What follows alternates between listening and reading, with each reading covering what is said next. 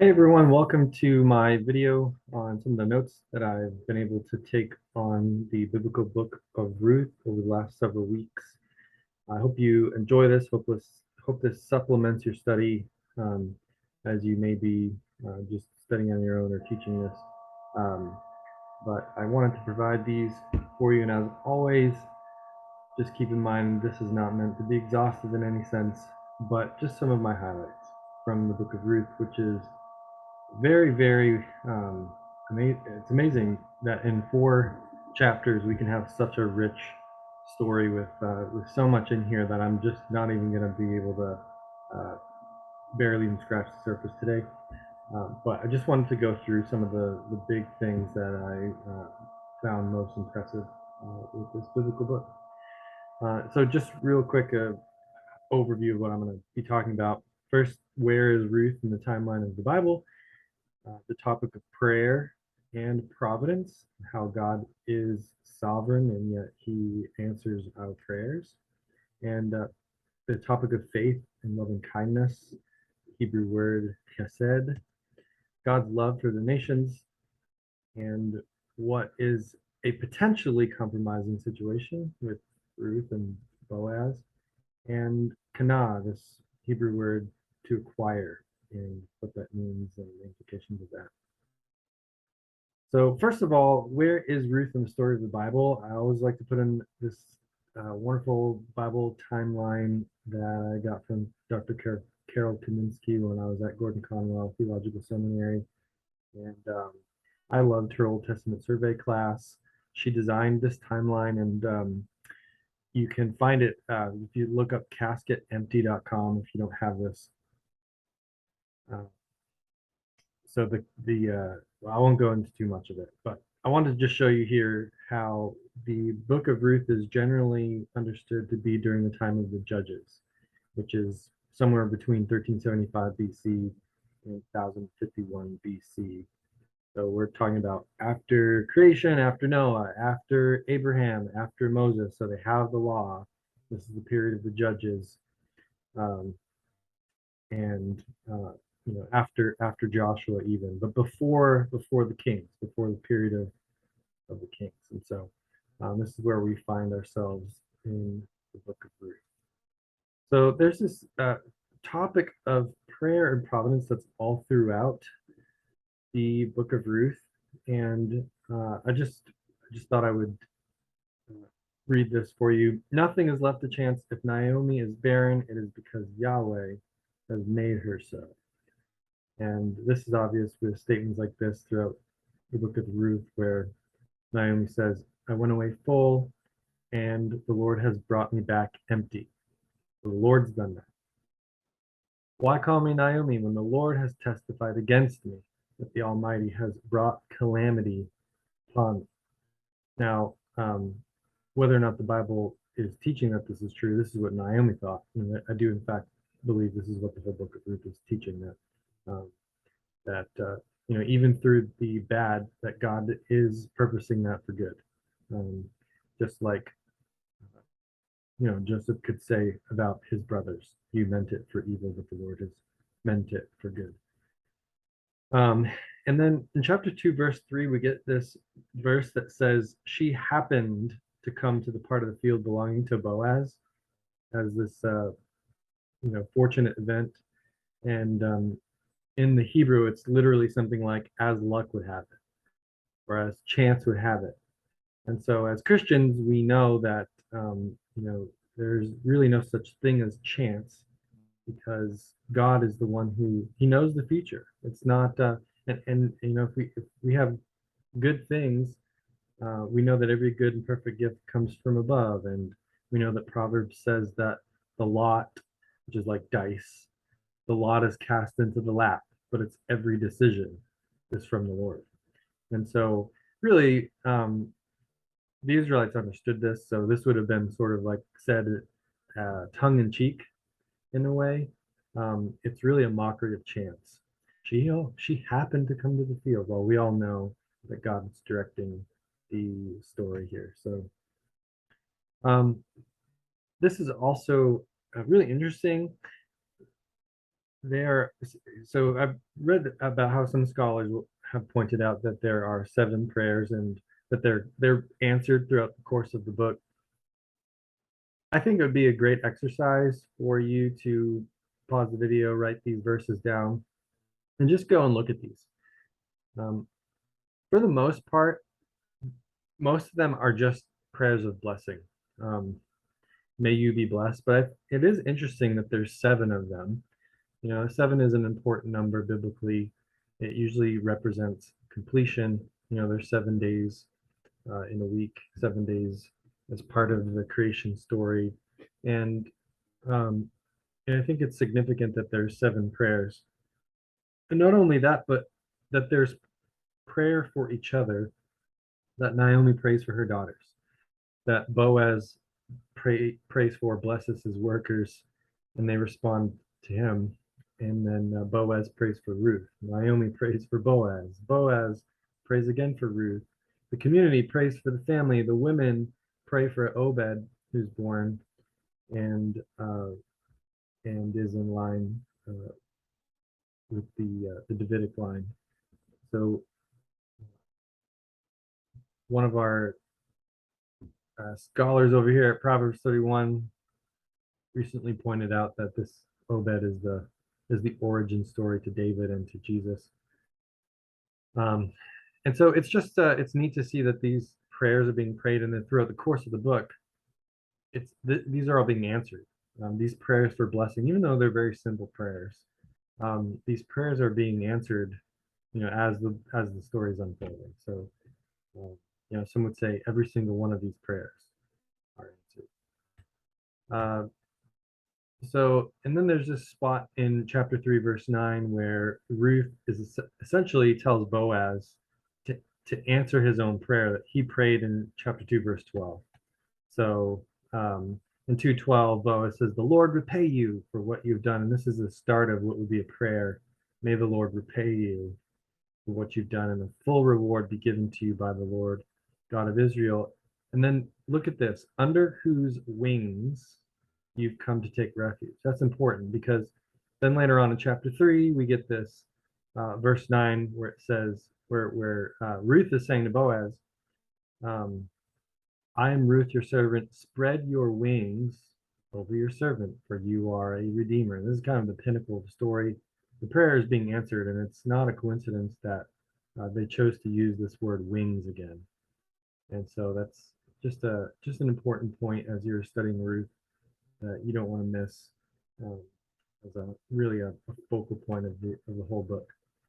Um, Next, I just wanted to talk about what is a potentially but not actually compromising situation.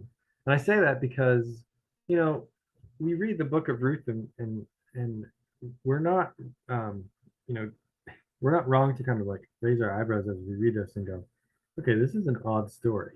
You know, Ruth is going and by herself in the cover of night and is going to lay down next to a man and uncover his feet um, and so God understands that, you know, we're going to read this today and kind of, you know, wonder what's going on, what's really going on here. And, you know, readers of that day would be doing the same thing. So it's not wrong for us to wonder, but it's also, and I'll get to this, but it's also telling that it's not actually anything compromising that happens. So but readers would have had in mind Genesis 16 through 17, where there's this matchmaking going on. You know, so there's matchmaking going on between Naomi and Ruth in a sense, because Naomi's telling Ruth what to do in order to get her husband. So there's matchmaking happening, and you know, they would have had this in mind of matchmaking gone wrong in a sense with Hagar. And also they would have had in mind Lot's daughters with them, you know, getting Lot to have lots of wine and trying to get an heir. And so there's these stories that would have been in their mind, these compromising situations. Then we have Genesis 38, Tamar and Judah. Um, and so Ruth's readers may be also expecting some similar like unfairness or deception happening. as we're reading the story, we're wondering, is this going to be another one of these stories? And so we're not wrong to kind of wonder that. But then, um, well, first of all, there's also this verse about the threshing floor, which, so Ruth is told to go lay down on this threshing floor where wheat would be threshed out, and so Hosea 9:1, just for example, shows us, that the threshing floor was a place that was seen as, kind of compromising. Like you wouldn't want to. Well, it was a place where, bad things happened. Hosea 9:1, rejoice not, O Israel, exalt not like the peoples, for you have played the whore, forsaking your God. You have loved a prostitute's wages on all threshing floors. So it had this connotation of threshing floor. And so other words that might make this suspenseful. So Boaz ate and drank, we're told, drank and was merry. So his eating and drinking made him merry. So he was in a good mood. They laid down together at night. Of course, he lay down first, so it's not like they agreed to lay down together. But Ruth goes and lays down next to him in secret, uncovers, his feet, which there's a lot of commentary on even the word that's used there for feet. I won't go into that. You can look that up. And then she says to spread your garment over me. So we're talking about like thinking about them being under a blanket. Together. So, but I think the important point to make is that nothing evil actually happens, and this is sort of it's an amazing testimony to God's grace, His loving kindness. I think His steadfast love, this idea of chesed, which is throughout the book, and this is what this author Hubbard has to say. The book's teaching is simple and straightforward. Whenever people of faith practice godlike chesed toward each other, God Himself acts in them. And so you have to sort of study the whole book to understand. But throughout the book, you know, uh, Ruth is showing this loving kindness toward her mother-in-law, and her mother-in-law is showing this loving kindness toward her daughter-in-law, and her daughter-in-law is showing this loving kindness toward Boaz, and Boaz is showing this loving kindness to both Ruth and Naomi. And it's just like they're all modeling this amazing love and kindness toward one another. And so what could have been a compromising situation is actually not at all that.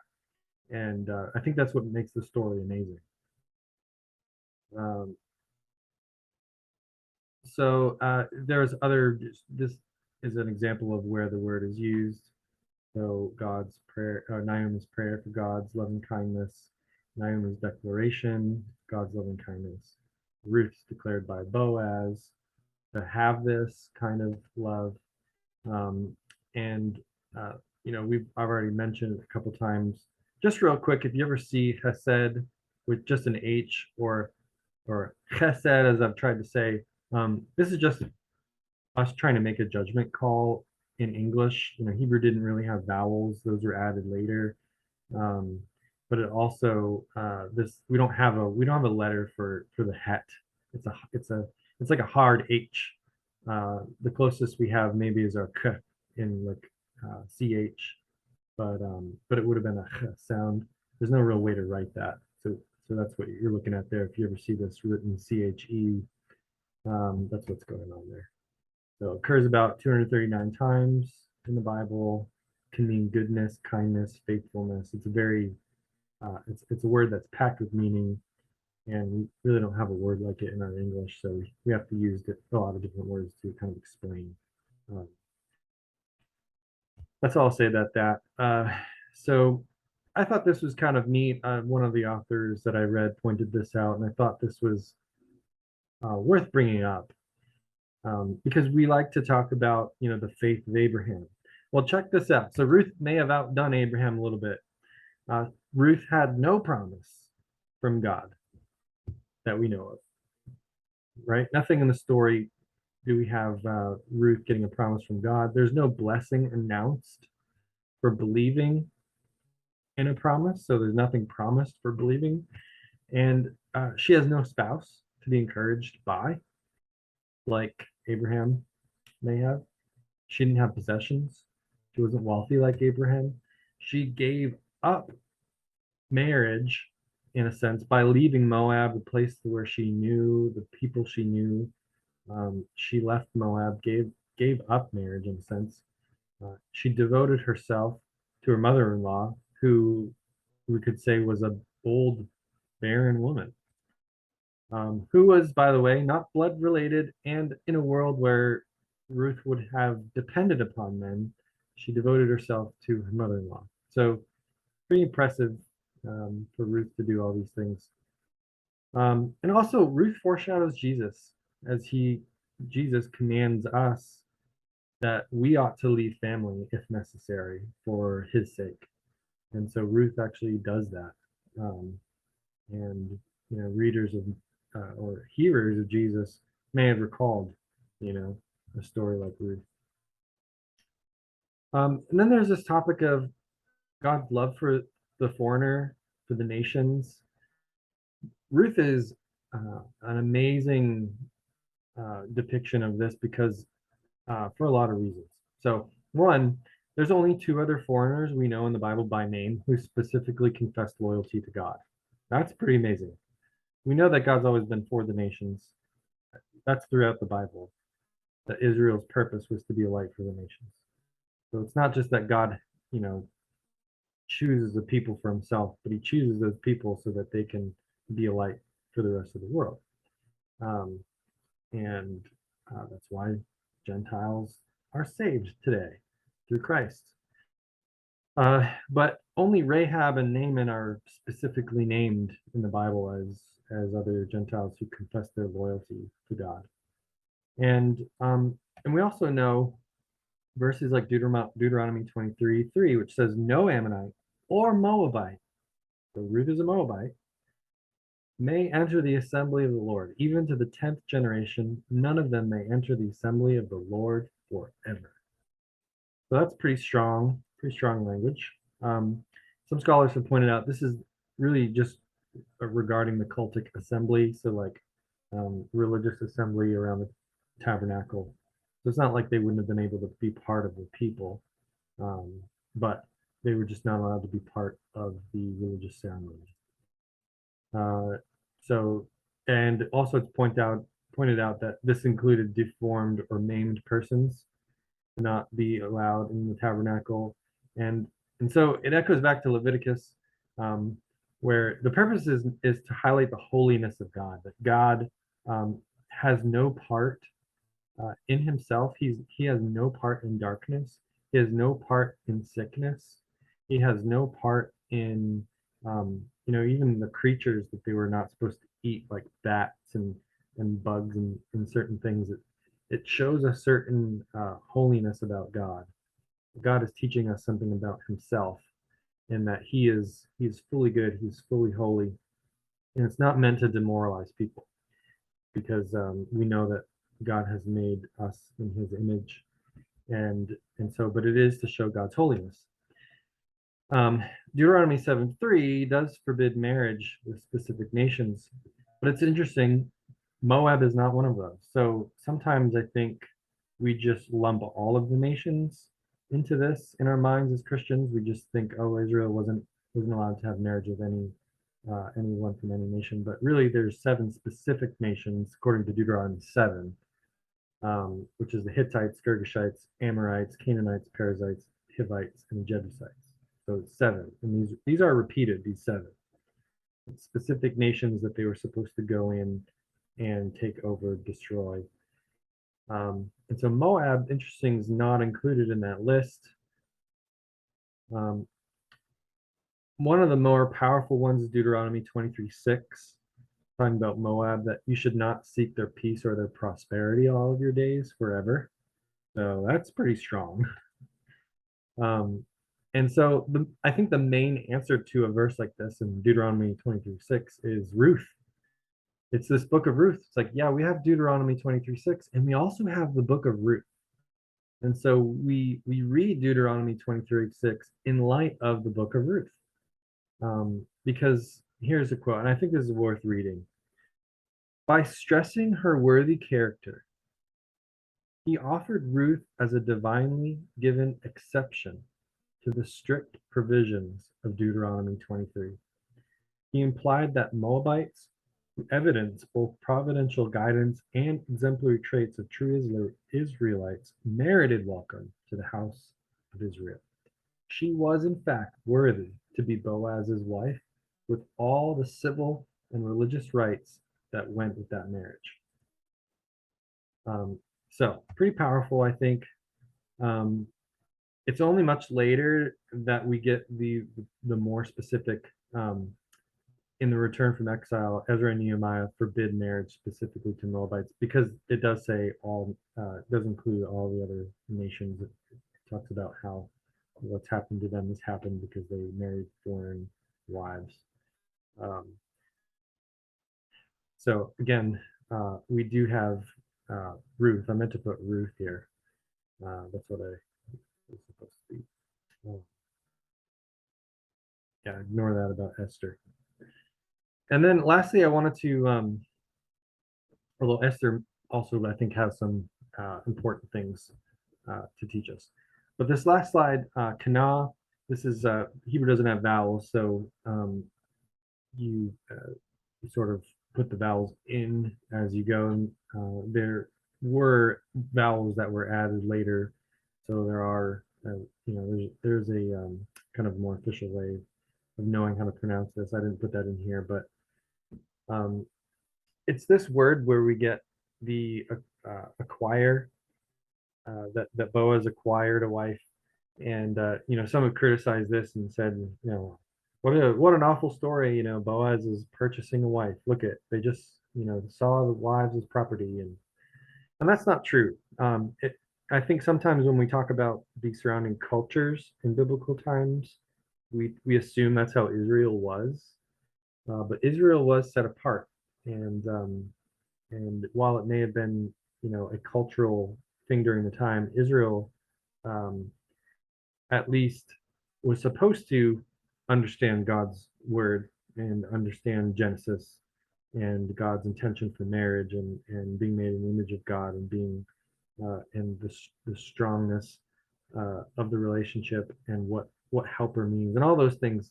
God has always been um, lifting up women, and lifting up marriage, and so when we get to this word kana, where Boaz is acquiring, it is legal language, but I feel like it's important to just make note. No actual payment is being made, and it's more of uh, you know Boaz is serving, and we noticed that someone else who was able to redeem the land didn't want to, because he didn't want to be responsible. And so Boaz is taking responsibility as the kinsman redeemer. And he's not giving anybody any money to purchase a wife. He's taking on the responsibility of this land, and in a legal sense, it's legally binding that he is the owner of the land. Um, and uh, and so I think this is just an important thing to point out. If somebody, you hear this criticism of Ruth, and what's going on here culturally. Um, And I think this is the last slide that I had. So I hope this has been helpful. If you have any comments or questions, please let me know. I hope this has been a blessing to you all. You have a great rest of your day. Thanks.